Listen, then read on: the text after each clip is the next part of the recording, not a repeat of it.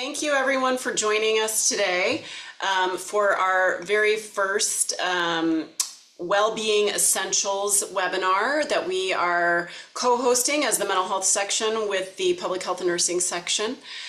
Today we're going to be talking about moral distress and resilience and its connection to well-being for the public health workforce. My guests today are my colleague, Sophia Fantus, who is an assistant professor here at the University of Texas at Arlington's School of Social Work. And we have Rebecca Ellis, who is an associate professor? Assistant I just realized I professor. didn't, okay, assistant professor. Okay, assistant professor in the School of Nursing at Georgetown University. And Rebecca, you are also a chair of the public health and nursing section? That's correct. Yes, great. So thank you guys so much for being here with us today. I'm going to let you guys maximize your speaking time and I will hop off, but I'm happy to moderate any questions and admit folks as they arrive. Awesome. Great, thank you so much. Thank you so much again. It's a pleasure to be here to present with my colleague Sophia Fantus. And my name again is Rebecca Shasami Ellis. We're going to be talking about moral distress and resiliency and resilience, and we'll get right into setting some definitions and context for our time together. So moral distress has been defined originally by Jameson, describing it as moral distress arising from when one knows the right thing to do, but institutional constraints make it nearly impossible to pursue the right course of action. And then later, a few years later, Wilkinson described it as a psychological disequilibrium and negative feeling state experienced when a person makes a moral decision but does not follow through by performing the moral behavior indicated by that decision. So here we see Jameson describing something that is structural, systemic in nature, and that gives rise to the moral distress experience. And Wilkinson talking about something that that's slightly different. So here we see that the correct action cannot be executed due to institutional constraints. And this is really a response to something that is that there's already been a decision made. So this is not something in flux or in question, but rather it's a reaction to a resolved ethical dilemma. And then there's the resolved action fails to align with the individual's own moral judgment. So we see that there's this relationship between personal and professional values in the individual versus structural and even clinical contexts in which they are working and making decisions. And so some of the reasons of why moral distress is so important to talk about are the short and long-term consequences when you encounter moral distress and in the aftermath. So research in the past, we know that there's been a lot of research conducted on moral distress, especially among nurses and physicians. And so some of the research has shown that they kind of span across physical, emotional, occupational, and psychological consequences. Physical, individuals have talked about heart palpitations, stomach aches, exhaustion, loss of sleep after experiencing a morally distressing encounter. Emotional, things like feeling of helplessness, anxiety, sadness, frustration, and anger. There's occupational consequences, so fears of retribution in terms of speaking up. So oftentimes we see the healthcare workforce predominantly be silent about moral distress because they fear consequences in the workplace if they bring it up. Then they also have time away, days off work, asking to have that kind of divestment from their work experience and their disengagement in patient care. And then obviously psychological implications happen as well. So things like disassociation and trauma, professional apathy, numbness, burnout, questioning your own professional competencies and patient care. And then we often hear about this perseveration on, did I do the right thing? Because you feel so constrained that you did something that was a moral violation to your own professional kind of code of ethics and morals. You kind of keep questioning, did I do the right thing here? What happened here? Could I have done something different? And the thing about those short-term implications is that they can sort of extend especially with unresolved moral distress. So one of the things around moral distress is that unresolved moral distress can kind of heighten those consequences and lead to like what is typically called the moral crescendo or moral residue, where it doesn't go away. And so those long-standing implications can result in professional efficacy and satisfaction. So obviously, low job satisfaction, low engagement in your work. It's why we see high turnover rates, absenteeism, attrition that we're seeing. It's not just because of burnout, but it's also because of moral distress. People tend to lessen their investment at work and start feeling apathy and lack of empathy, as well as apathy in the workplace.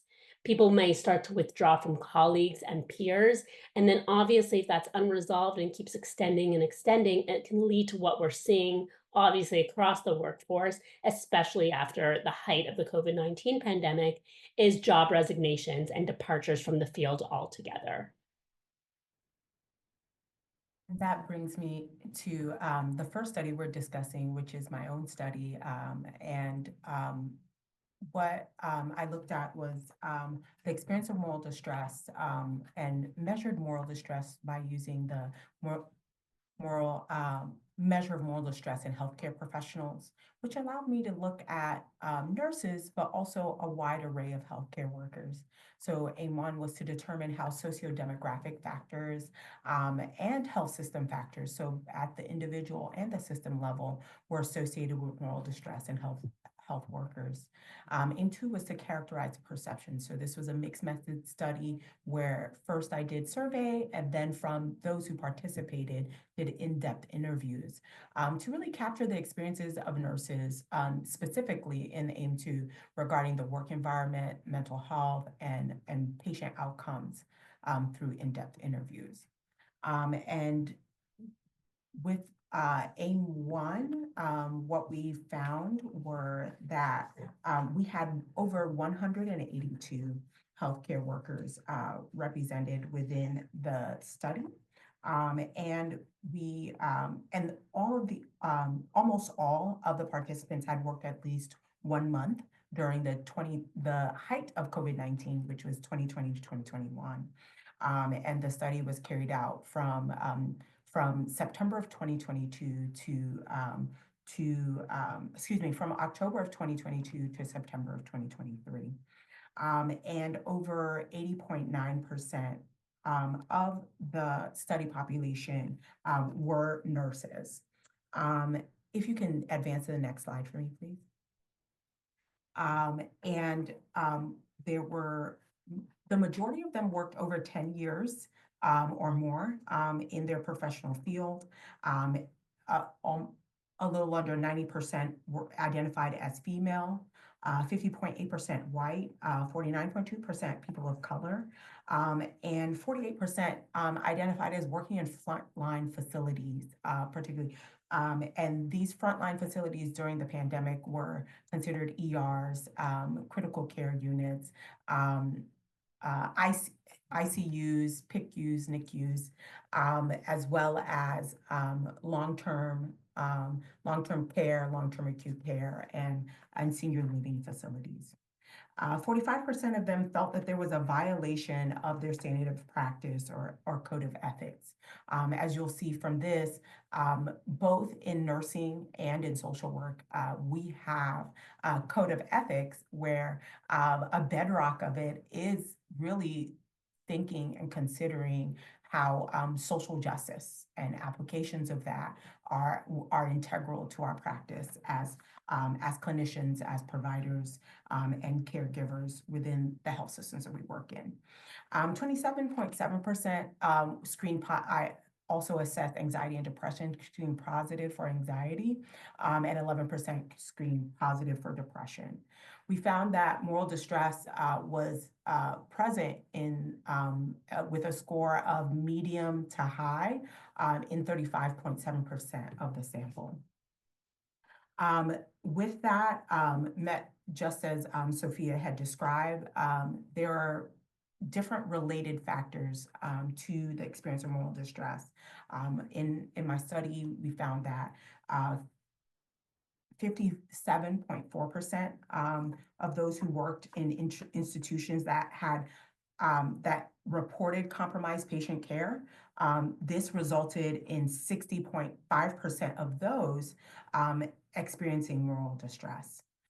73.9% of those experiencing moral distress reported team-related constraints as the number one related cause of their experience of moral distress, while only 60.9% reported experiencing moral distress, reported that patient-related constraints were the driver.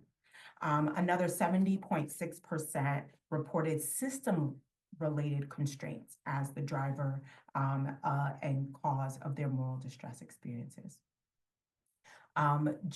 Aim one, we did, which was to look at how individual level factors and also system level factors kind of coalesce to impact the moral distress experience. We found that the individual level factors that were most pertinent were the age of the healthcare worker, the years of work experience, and then the job role of the healthcare worker. Fourth was we found it actually a statistically significant difference in how people how people reported their racialization. So for those who were white, they were more likely to report experience of moral distress than those who were not, than those who were not.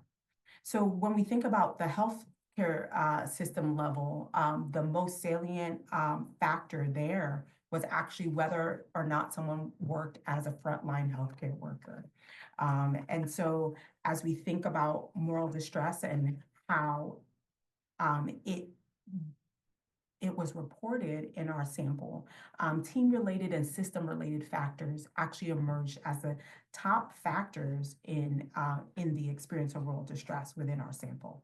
And so this necessitated our further exploration. If you can go to the next slide. In our qualitative arm, we took a subset and just focused on nurses within the sample. Nurses represented 80% of our sample, and then we did in-depth interviews with 23 nurses. And the nurses represented, represented a wide variety of workplace environments, both inpatient and outpatient environments, and then also represented a quota within our group. Some identifying as male, 22 within our population, females 21. We had the top 3 workplace settings that were represented were ICU, and then also higher education, where the ICU, higher education, and then community public health settings, which was tied with higher education. So, and what folks within the study endorsed was that mental health and workforce attrition was really one of the key negative impacts in the workplace environment. One respondent said, it's tough to be in a place, it's a tough place to be because it's anxiety provoking. So I'm in the process of looking for a different job because I no longer feel I belong here or supported or safe or included. One of the very interesting things that emerged in the study was the role of management and management's role in being a driver of moral distress. They either could mitigate or exacerbate the experience of moral distress in their workers and teams. And one respondent said, my biggest challenge is support from my management team. Another said, I was on a team that was interviewing new candidates. And I said, you know, we're only like interviewing white women. And she was like, whatever. And for this respondent, being in a workplace environment that didn't value or place a credence on being able to interview different types of workers so that their workplace environment could be reflective of the patients that they cared for caused experience of moral distress. So what was really evident in the work was that the management role and really being able to be this linkage between and buffer between the health system and also managing the team level dynamics that created workplace environments that were not that were anxiety provoking or were not safe for workers to be in because they were fraught with these conflicts in decisions that were being made was really really key. Um, I'm going to add that we're continuing to assess how the relationship between moral distress and workplace attrition is impacting the potential growth and also longevity of health workers in the field. And in our study, we found that there was a statistically significant relationship between the experience of moral distress and the likelihood of healthcare workers leaving the professional field. And this was actually more salient for those who had been in the workforce for 5 or more years. And so oftentimes you might think that it's our workers that are there, that are kind of our novice or new to practice, but actually even older healthcare workers who are more seasoned are also leaving their jobs due to experience of moral distress. Now I'll hand it over to Sophia to introduce her study. Thank you so much, Rebecca. So I am in the School of Social Work, obviously. I am a social worker by training, and I'm also a clinical ethicist as well. So my work really stemmed from some pilot work that I was conducting as a clinical ethicist, and especially the moral debriefs and the consultations that I was having around moral distress in the hospital setting. And so when I got to UTA, I decided to continue that work and to look at it on more of an empirical and evidence-informed basis rather than just observing it. So my work was a qualitative inquiry, and that's mainly because of a few different reasons. One is that I'm a qualitative researcher. I love the stories. I love the narratives. It's where my passion is and where I find meaning. But it also worked at addressing some of the gaps in social work scholarship and sort of bridging the gaps in social work scholarship as well as moral distress scholarship. So in social work, there is not a lot being conducted on moral distress and moral injury. It's a very new field for social workers. The reason that we started with some of those definitions is because in social work, we tend to think of everything as burnout, and there's an umbrella around encounters and experiences of burnout, and there's less information, knowledge, and familiarity around moral distress. There's not a lot of folks conducting moral distress specifically among social workers. And we see that in terms of the quantitative analyses that are coming out. A lot of these moral distress scales that are used, even the ones that have been revised, the items that they provide around moral distress to assess moral distress don't really resonate with the responsibilities and roles of social workers within the health system. It's a lot of, and I hate to use this terminology because I think social workers do direct care, but it's a lot of direct intervention items rather than maybe some of the roles and responsibilities and consultations that social workers take on. So when I was observing that as an ethicist and then in my role moving forward in academia, I decided to do in-depth interviews. This predominantly happened shortly after the COVID-19 pandemic hit Texas, but it expanded because we started to see more waves of COVID-19. So I started to conduct more and more interviews around those different phases and stages of the pandemic, and even shortly after the pandemic, once it kind of lightened up and people were back in the workforce. So I did in-depth interviews with 75 medical social workers across Texas. I actually also interviewed healthcare chaplains. I'm going to leave that aside because we're just kind of concentrating on nurses and social workers to look at those distinctions and differences and similarities. But I also had a very big interest in what chaplains were going through and spiritual care integration, especially around end of life and end of life rituals and customs that couldn't happen in hospital settings and around patient care. So 60% of my sample worked in an outpatient setting, so that's home health, hospice, those types of situations. And then 40% worked in an inpatient setting like a hospital. And my research aims were really to identify social workers' triggers of moral distress. So, what are those encounters that they're talking about?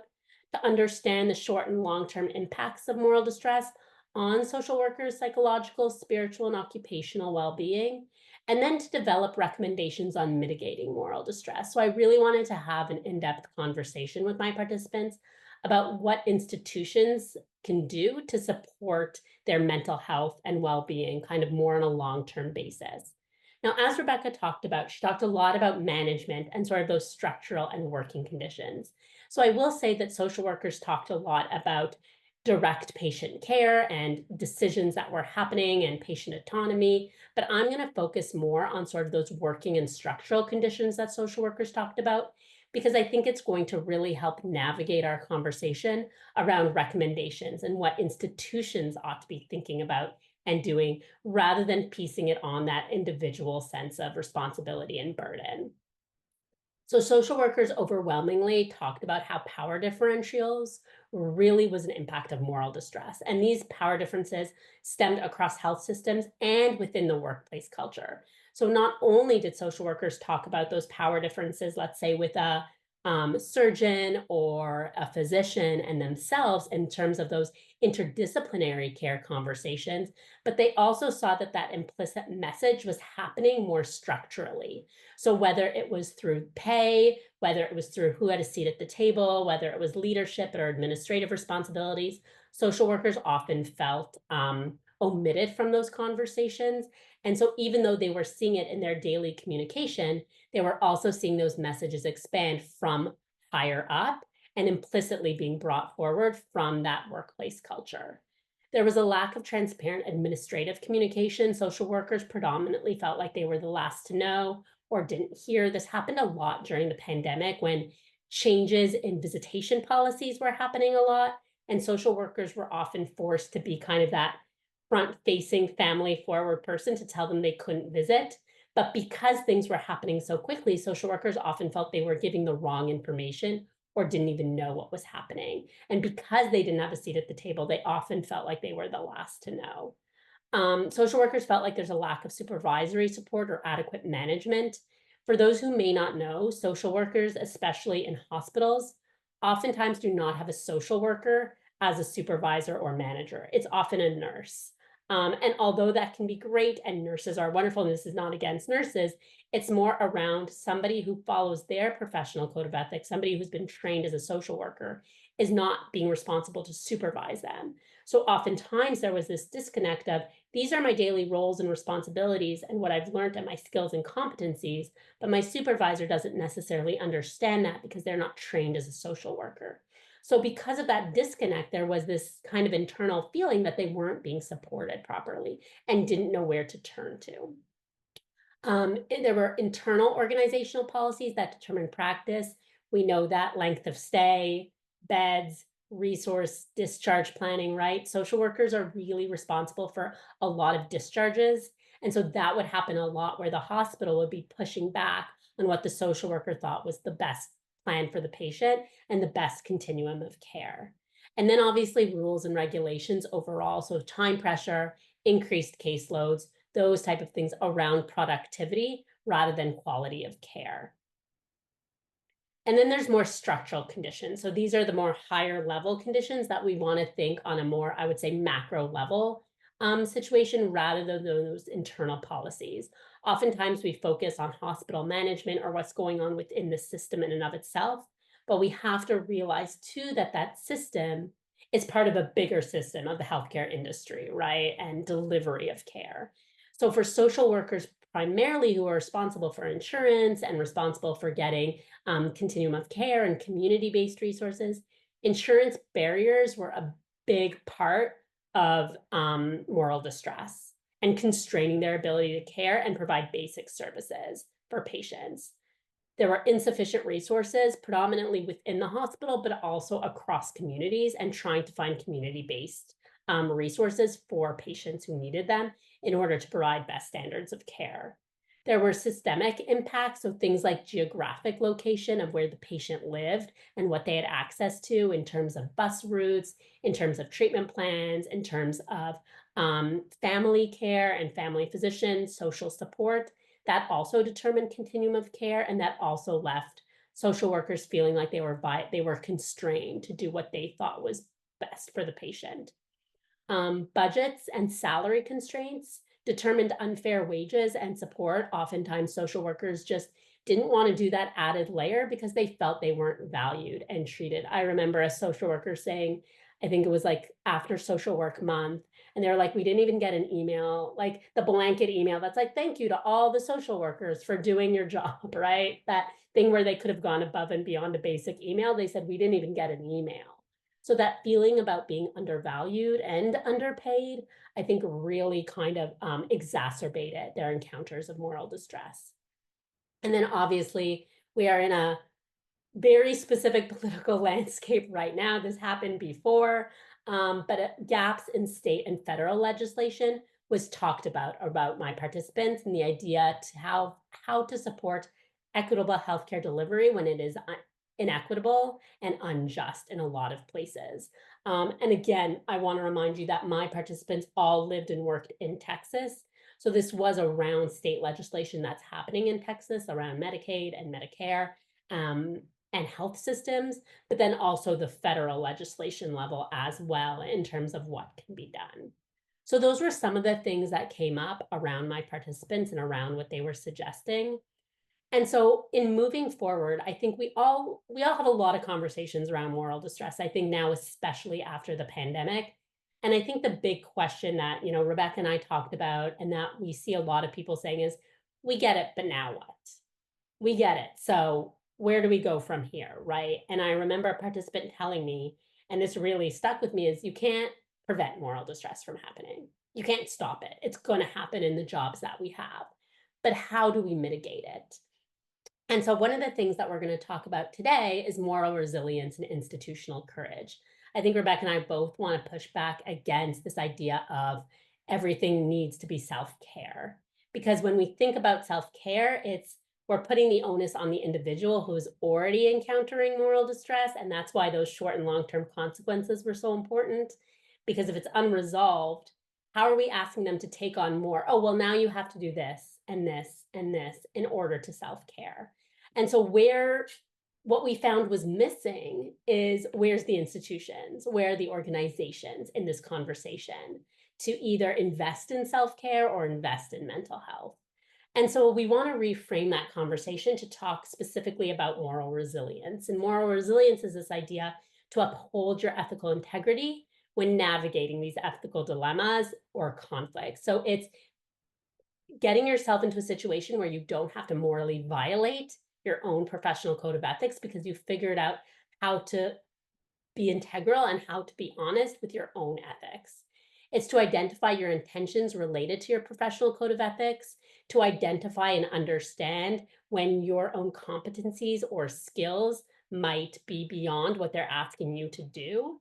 And then also being able to identify those triggers to say, this might create moral distress, and I'm going to take a step back or learn how to draw those boundaries. So it transforms distress by having individuals, groups, and organizations that you can collaborate with and talk to. And the idea of institutional courage is this idea to hold institutions accountable to protect their employees, so to protect the healthcare workforce, and to engage in moral action, even if it amounts to risk. So it's taking risks. They might be financial risks, they might be emotional, psychological, occupational risks, to ensure transparency, to have effective communication, and to create change when it may be necessary. And that can heighten psychological safety and reduce those fears of retribution that really silence people from speaking up about morally distressing encounters. And so, Rebecca, I'm going to pass it back to you to talk a little bit about the organization and institution. Yeah, thank you so much. And really in our conversation around organization, institutional approaches is focused on a few key areas. One, educational initiatives. We've shared a little bit about what is moral distress? How does that show up?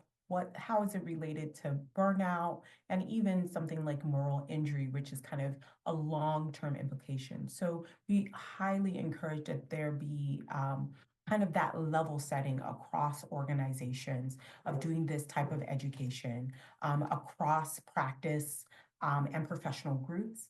And professional development and training, particularly with management and managers, middle level all the way to top management, so that everyone is aware and also conscious of how this might be showing up, not just at the individual symptom level, but also what policies and structures within their organizations may be precipitating and driving the experience of moral distress in healthcare workers.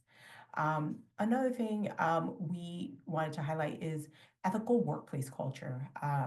Sophia talked about psychological safety in the workplace and being able to stick to and advocate for our ethical codes of practice within our professional groups and within and intra professional groups. And so really having explicit investment in mental health and how mental health, like for instance, in my study found that there was a statistically significant uh, relationship between moral distress and anxiety and depression. And so that's really, really key to see that something like moral distress can drive mental health, negative mental health experiences. Also, having trauma and resiliency-informed messaging throughout the workplace and encouraging people to do things like call for an ethics consult when they see and witness something in the workplace that needs to be addressed, so that there can be um, the trained ethicists that can come in and be able to navigate those conversations and that dialogue. Another area is advocacy. For us in the public health nursing section, as well as in partnership with the mental health section of American Public Health Association, we've really been talking about advocacy. In these current political times, we are finding our voice, finding our ability to be able to speak truth and say, hey, this is what's happening not only for our professional groups, but this ultimately impacts the patients, the communities in which we work with and alongside, but serve together with our communities, and really thinking about how the impact of moral distress on the workforce ultimately negatively impacts the care that can be provided.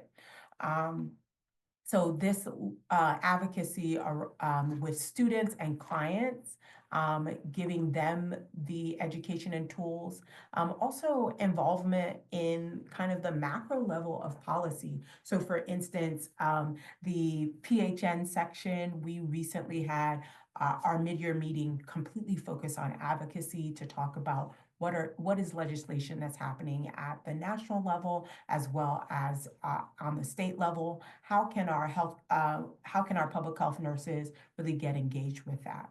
And then the other part is to empower leadership, the leadership within healthcare institutions, but also thinking about the leadership within our professional representative bodies. So for instance, for us here is the American Public Health Association. Sophia mentioned the social work educators. Is it social work ethics or educators? And Sorry, social Sophia. work education. Yes, social work education. And so really working within our professional service organizations to drive and to push this for better alignment with our code of ethics and values, respect for our professional groups, as we know neither nursing nor social work and are quote unquote seen as at the height of the decision making within healthcare. but how can we work together to really bring this to the fore, to really create the change. And then lastly, dismantling systems of oppression.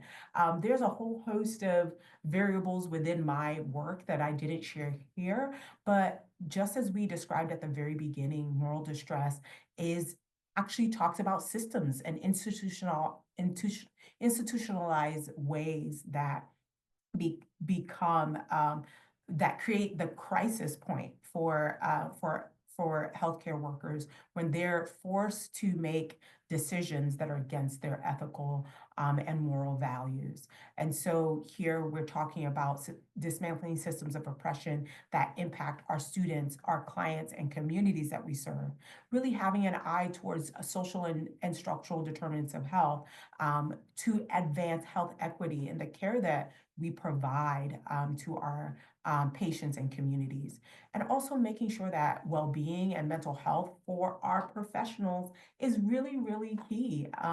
You know, we can't thrive in systems that are designed to be extractive, and so having a voice and thinking and having more agency and being able to shape that. Right now, we see public health infrastructure that is under threat. Funding is going to be cut. Restructuring is happening, and honestly and truly, Sophia and I were talking a little bit earlier, but I feel that this is the time for us to really reimagine and really think about what type of organizations and systems do we want to have even at the end of this period of time. What do we want to create now that will create the environments that allow all of us to thrive and be able to have our basic needs, but also meet the moral and ethical imperatives that we have in our workforce, and reducing the burden on our workforce and our staff. I think that's great. Yeah. And just to chime in, and then I'll into future considerations, and then we'll open it up to a conversation, is exactly what Rebecca was talking about. I think that it is a time for institutions to also recognize their implicit and explicit messages that they provide to others around well-being and moral distress.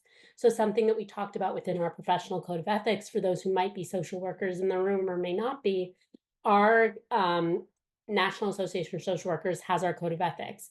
And recently, in about 2021, they introduced self-care into our code of ethics. So it is like a professional obligation and part of our ethical obligation to engage in self-care. And yet there are few guidelines, best standards, practices in which how to engage in that self-care. And although self-care is individual, and there's no one right way to do self-care, what it then happens is it leaves organizations and institutions in this unknown place of saying, well, how do we support this to happen?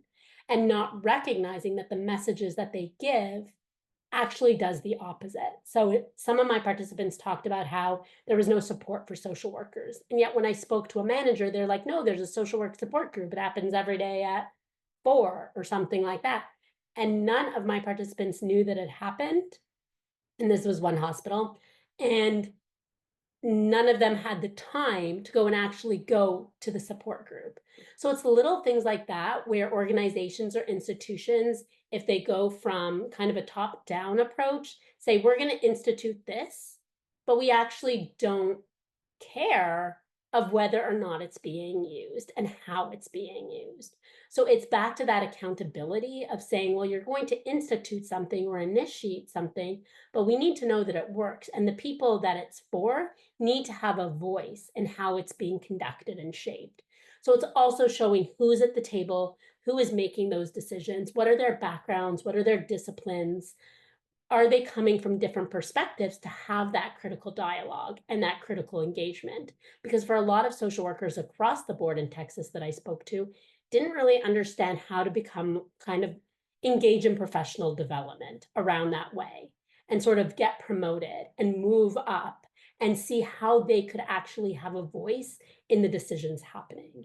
And some of that was also around how they advocated for patients or clients. It was a lot of get the patient out or get them done and move on, and less about I'm really happy, or I want to validate how you've advocated for certain things.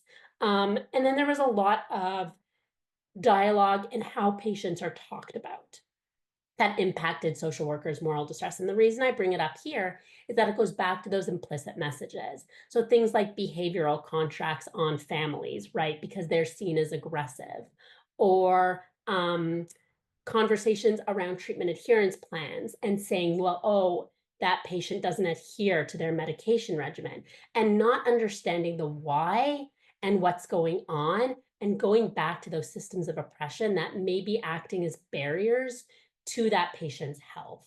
And as social workers and nurses, we tend to really understand that. And yet there's not a dialogue happening where that is central to that conversation. So one of the things that some of the social workers I spoke to talked about was they would try and explain why there was an insurance barrier, or they were trying to explain the conversations that they were having. And the clinician predominantly was, I don't need to hear the process, just get them out as soon as you can, right? I want to wash my hands of this. But how do we make them understand the process so that they can actually hone in on mitigating that moral distress, because they understand what's going on as well, and they care about what's going on as well. So it goes back to those educational initiatives and that building that ethical workplace culture where the professional code of ethics and our background and our competencies are back to being valued and respected and engaged in the process.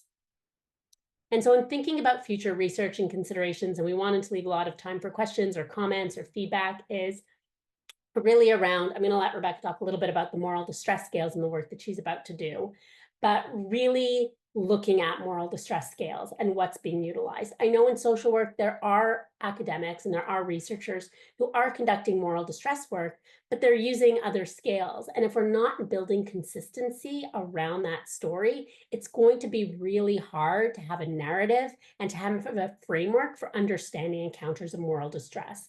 Because why it's so important to differentiate moral distress from, let's say, burnout, is that the interventions look different and the recommendations look different because they're different encounters and different experiences.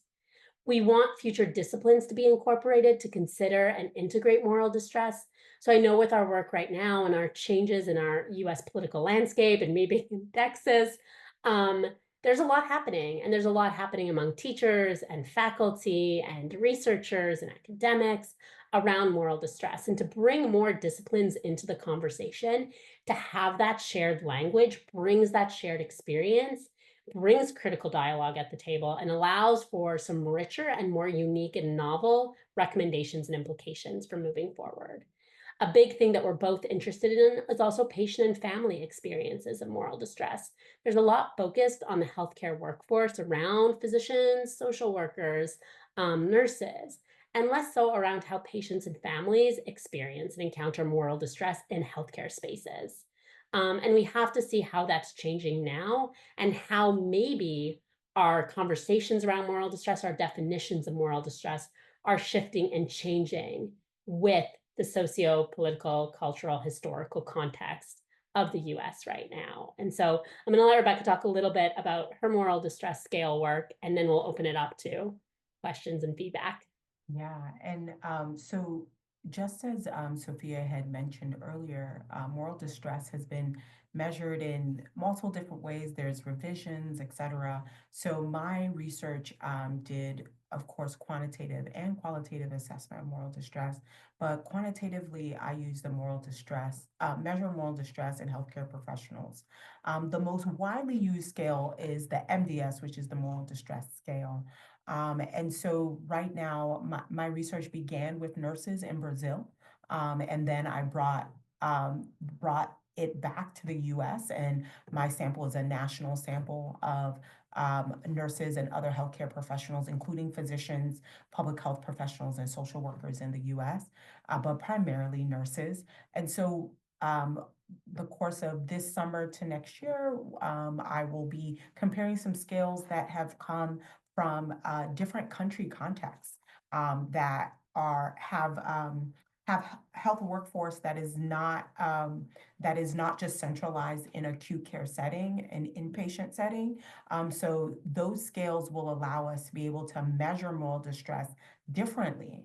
So it won't just be compromised care because we have a patient in the ICU, and I don't think that they should be on a ventilator anymore, but rather what's happening in those community and public health contexts that also give rise to moral distress.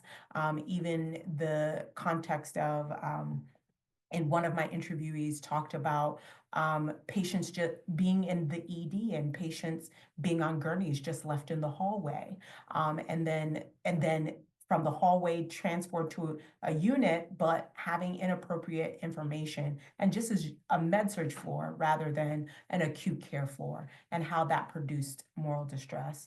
Or for instance, some of the public health nurses who are working in community clinics and really seeing swaths of patients that were missing certain milestones in their healthcare, but it wasn't because they weren't showing up, but it might be other barriers related to social determinants of health. And so we want to be able to test a few different scales and do some validation. And so I'll be working on that over the course of the next 6 months to a year. One of the things we also have are some resources listed, and I'll allow Sophia to talk about the ones she has on there. But number 3 and number 4 are 2 that I've placed on there for you all. Is really so there's an introduction to resilience. So we talked about resilience, and I'm training the community resiliency model, which is a set of wellness-based modalities that I teach both to healthcare professionals, social service workers, and also community participants. And this is actually a guidebook here in number 3, and it talks about resilience and how you can apply it. And it came out of work that was done from the ECHO series, focusing on resilience. And then number 4 is something that can be utilized by managers and healthcare and social services teams. And it's a CDC resource. I had to, it was moved around, so I found the new link and put that there for you all. And this is the CDC providing support for worker mental health. And it actually has a very detailed guide that management teams can really work to do training and then also implementation with and in consort with the healthcare workers on their teams to make sure that whatever interventions would be done within the system are actually in alignment with what the healthcare workers want, need, and when it should be given and deployed to benefit overall wellness in the workplace. Thank you so much. And the rest of the resources are just kind of conceptual frameworks, the National Academy of Medicine, the US Surgeon General's advisory, the Workplace Change Collaborative are all kind of organizations who are doing important work around well-being, and that they specifically talk about kind of institutional and organizational change structures that ought to happen. So they provide some good resources and tools to promote your organizations and institutions, what they can do to promote courage and resilience. And so I noticed the time, so I want to open it up to comments, questions, anything like that. I will stop sharing so that you can see our faces. Thank you guys so much. It looks like we already have some questions, and we've got about 10 minutes to discuss. I see Samantha. Hi. I hope you can hear me. I'm in the car, so my apologies for not being on screen. I really enjoyed your talk. I actually was a part of the Workplace Change Collaborative before I changed universities. It was really great. I worked at George Washington. But I wanted to ask you about when you were doing the qualitative work. I did some qualitative stuff around moral injury and burnout. And one of the things we noticed in the research was that whether the organization was a larger organization or particularly an organization that was small and grew quickly versus a smaller organization really changed that experience of whether I know or go to, the support group or those types of things. So we saw that disconnect between managers and staff in the larger organizations, or particularly the ones that grew really quickly, compared to the smaller organizations. So I was wondering if you saw anything similar in your research. For me, in the qualitative interviews, what came out of the already established kind of well-being services is that, much like what Sophia shared, either the times didn't work with the shifts in which folks were working, or when they weren't accessible, really accessible to them. And then others talked about how their workplaces were piloting different well-being services, and it was only available for certain groups of people who were coming into that particular research design, and not accessible to all workers. And so I think there's that question of access, and really making sure that whatever well-being initiatives are brought out are actually worker-led, and initiated, and with the management teams in conversation with them, providing resources to make it available. Sophia? Yeah, Sam, I think that's a great question. We actually didn't ask about the size of their organization, which is a great comment because it makes me think for future research what I should be doing. We mainly asked where. We did ask if folks were supervisors or not, which I think shifted. But the main thing that we saw was years of practice experience, and to see that it was interesting because those with more practice experience, I think they probably were just more familiar with moral distress language, but it seemed when you were reviewing it and coding that they experienced more moral distress. But I think it's probably, in my analysis, that those who were more novice or those were newer didn't know what they were experiencing, right? Maybe couldn't label it yet as moral distress. It was quite new to them. So I would say like the years of practice is where it really brought out. But I think you're raising a really good point that I need to kind of consider for my future qualitative work. With the years of practice, I also wonder if the novice people sort themselves out, right? So like if you're experiencing high levels of moral injury early in your career, you might say, this is not the field for me. Yeah. I'd back out.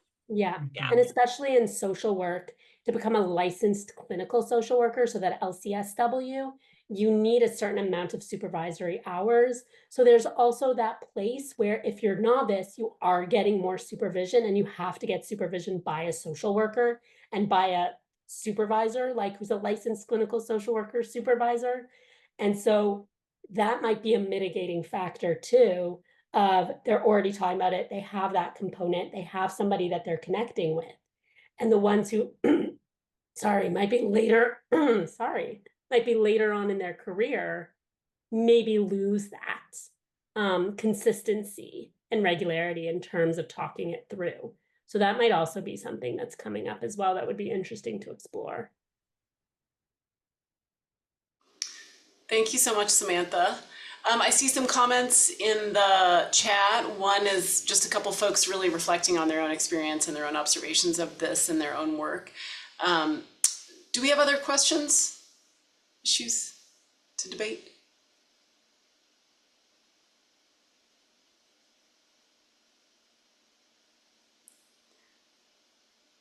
Pam. Yeah, thank you. What brought me to this webinar today was the public health department context right now, with situations like putting out science findings that aren't scientifically based, not being able to say words like equity, pretending like these things don't exist to get by situations. So I just want to put that out there, and would welcome any comments or insight on those situations, or if you've contemplated research in those areas as well.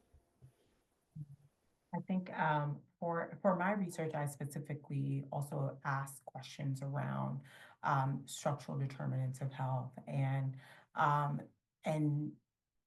what the nurses brought out in the context of what they were seeing in their workplace environments really I think, created narratives, I would say, in the qualitative interviews around what does it mean to consider these as integral to the ethical and moral health and well-being of healthcare workers.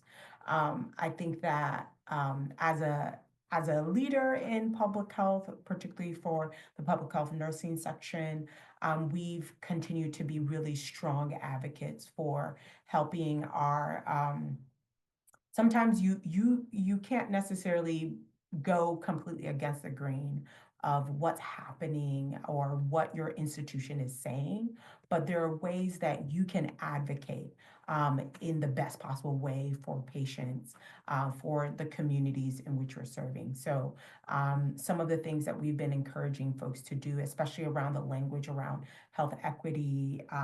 Health equity is quote unquote now a dirty word. It needs to be scrubbed. But still, this administration is still cognizant and still uses the word disparities. So you can use health disparities instead of talking about health equity.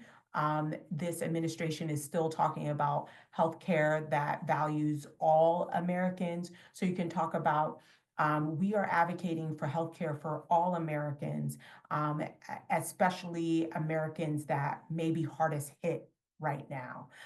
And so you're still stressing the health equity message within these more stricter confines, but utilizing language and terminology that won't close the door to conversation.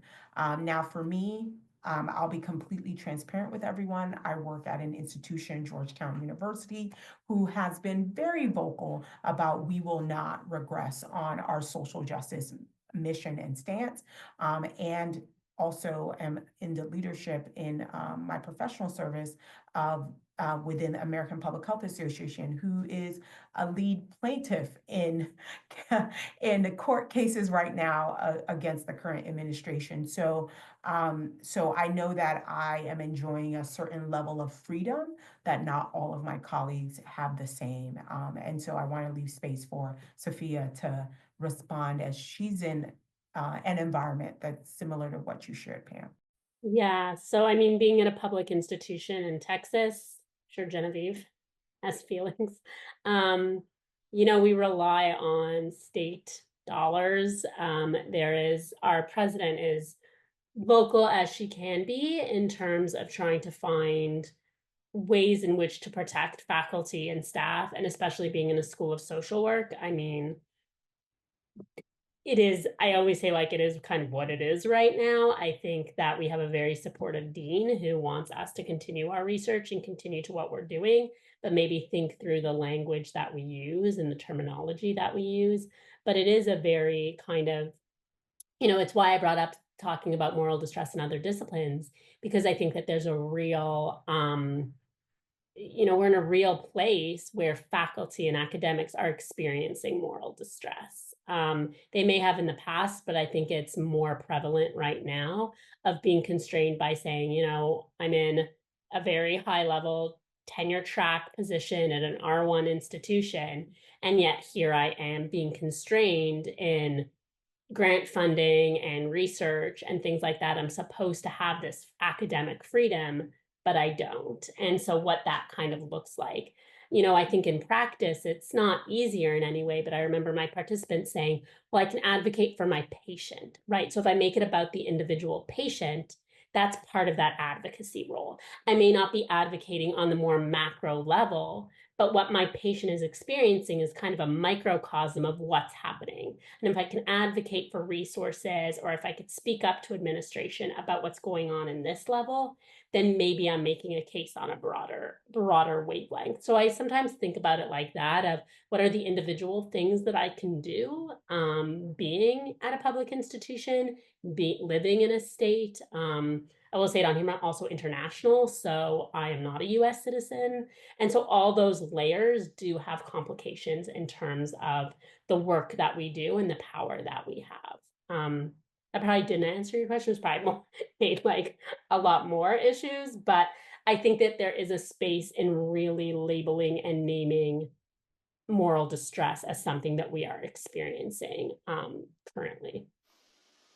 That is a great way to end our webinar. Thank you so much to our presenters, Dr. Ellis and Dr. Fontus, and thank you so much to everyone who came today. And as I think you have seen, there are some email addresses to contact our presenters in the chat if you're interested. And of course, you can also reach out to either the public health nursing section or the mental health section to get contact information as well. Thank you guys so much and have a great afternoon. Thanks so much, everybody. Bye. Bye.